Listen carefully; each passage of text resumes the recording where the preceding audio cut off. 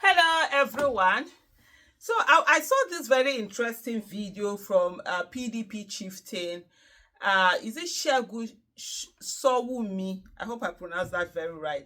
And he was talking in terms of coalition. Remember, there has been a lot of conversation over the fact that coalition and the opposition, opposition parties, opposition leaders need to come together and form a coalition going towards 2027. That of course, that a house divided will not be able to fight off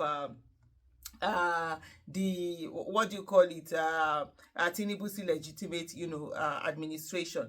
First of all, for me, I really don't believe the fact that it will only take a coalition for an election to be won. I think we saw what happened in 2023 where Peter Obi was able to win with a relatively unknown party, not a new party, but it was there, but relatively, let me not say unknown, relatively unpopular party. He brought it to the forefront. I was able to motivate a lot of people to do the voting. So it is not right to say that without a coalition that an election cannot be won. If the system in Nigeria was allowed to happen where free, fair, credible election is allowed, people's votes matter. There's no rigging, there's no stealing. The biggest problem that we've had is all of this rigging and rigging of election and the violence that is brought in, which has sort of like kept people at home.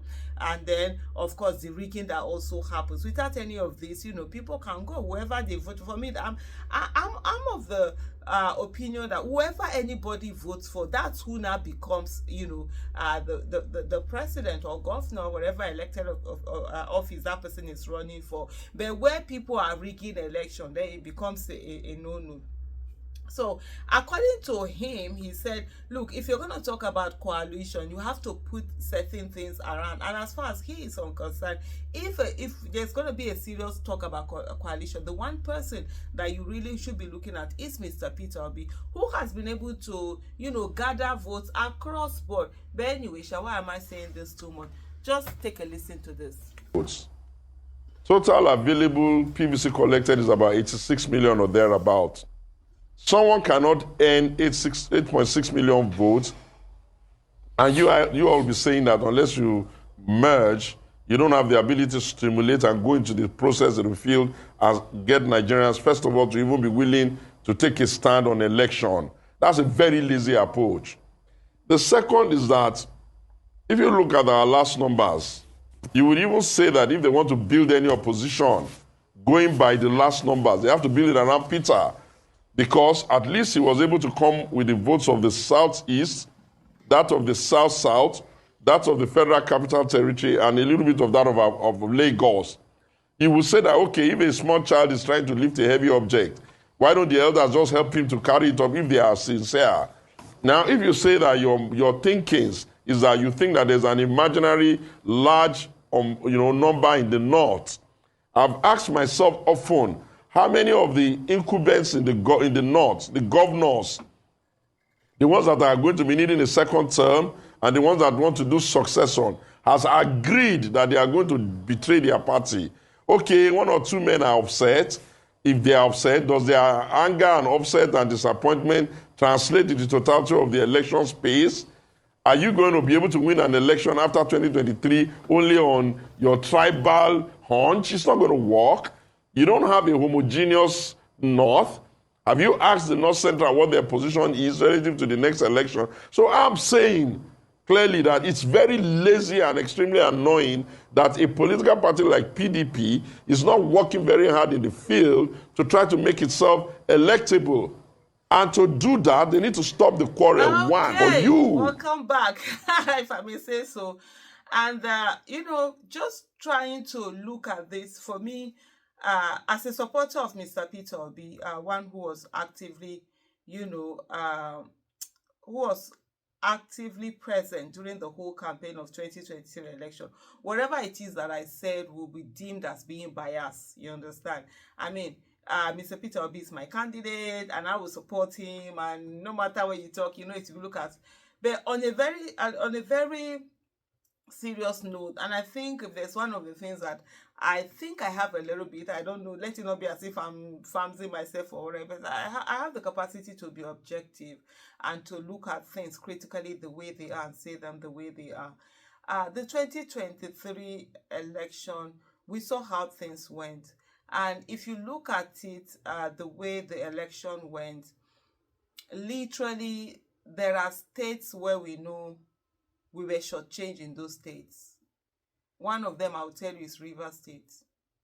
Mr. Peter Obi won Rivers State. And you've seen a lot of confession that have come from people who worked with Wiki, as some former PDP, talking about what they did with that election. So imagine that also.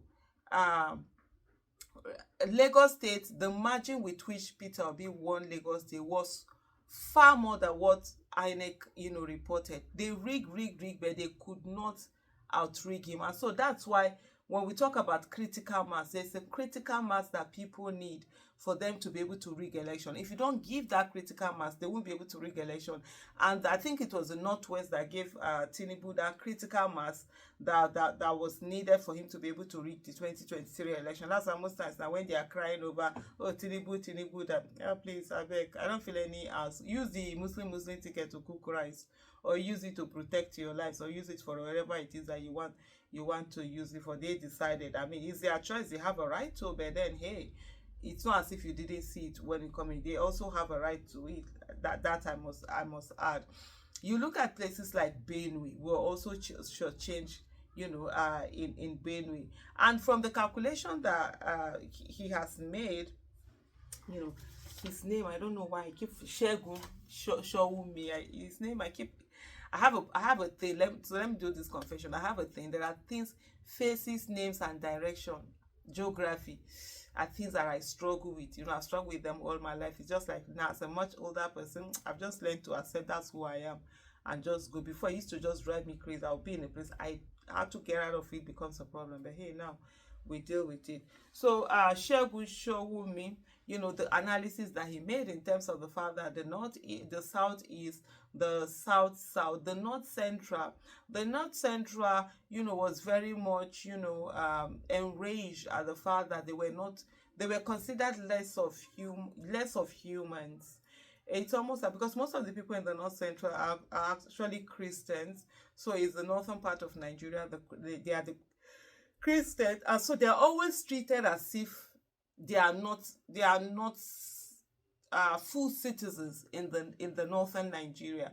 And so when you had that Muslim ticket will come up, when you had a Muslim coming up as the candidate in from the south, you expected that what would have done to balance the way Nigeria had tried to balance things would be to have a Christian, a Christian Muslim. So having a Christian, what did I say? Christian Muslim? What am I even thinking about?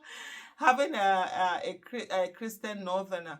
And so the northern Christian are usually the minority. I don't know. That's a debate for another day. Some say they are not, but that's a debate for another day. And so they didn't choose from that. So because of that, a good number of them, they overwhelmingly were in support, of Mr.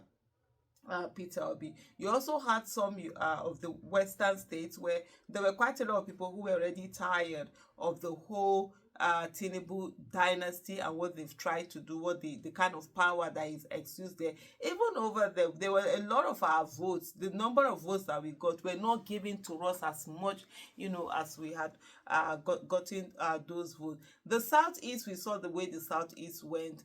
And I see a lot of people who come out today, the Southeast were being tribalistic, blah, blah, blah, blah. Yes, is that not how they've been voting PDP before? The Southeast. Is it not overwhelmingly they used to vote? When they voted Obasanjo, they were not tribalistic. When they voted Yar'Adua, they were not tribalistic. When they voted Jonathan, they were not tribalistic.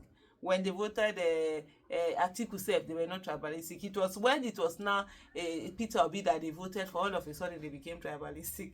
Very cool. It is what it is. But anyway, so looking at all of this, you could see when you're talking about Abuja, Peter Obi won Abuja, also won Lagos. You could see the spread in terms of actually looking at the spread. Mr. Peter Obi is the one that seemed to have the spread. But you said this thing that they keep saying, let Mr. Peter Obi do vice for this. I said that for me, as far as I'm concerned, that's absolute nonsense. It's rubbish. Let me tell you why. First of all, many people forget there are people who voted vice once upon a time. And like me, in 2014, November, I think, or October 2014, I said Buhari can never win election in Nigeria after what he did in 2011, where that riot, all those riots were going on, and he didn't really come out to say, anything. 2011 election, I didn't vote for Buhari. I didn't vote for what's his name, Jonathan. 2014, during 2014, I was like, Nigeria deserves better than Buhari and Jonathan. We could do better as far as I'm concerned. And at the end of the day, seeing him choosing Osinbajo and how Osinbajo, the things that he had done in Lagos and how he jumped, on the campaign trail. People forget Osinbajo started the campaign before Buhari even joined the campaign trail. So like, I will know Buhari to always delegate. He never does the work.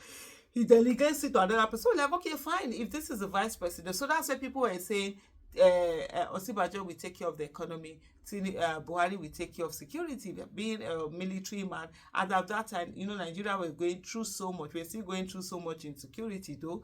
We're going through so much in that security area. And so people decided to vote. Guess what happened? You now realize that the vice president now like spare tire, no get power, nothing. Even the Osinbajo that was even given acting president for a lot, he really couldn't do anything. So expecting that people are going to come today, a lot of us, for me, I don't even have any disappointment with Buhari, because that one, me, I never even had anything with it. It's that Osinbajo. That's why my beef is with Osinbajo. That's the person we all voted for. This is who looked us in the eye and said that, he was going to make sure things were going to work. So we find out that being a vice president is nonsense. So for you to come and say that, Peter Obi should now come and be running after, be vice president to Atiku. When he was vice president to Atiku 2019, did he motivate Nigerians? Nigeria weren't motivated. You understand? So you're not going to motivate, because they're like, now this one will still continue the whole thing. So there are so many other things also, that a lot of these politicians are not looking at. All they feel that, where some of them feel that they have a right, now they get right to be president. But anyway, let me just stop here. Thank you so much for watching. Bye.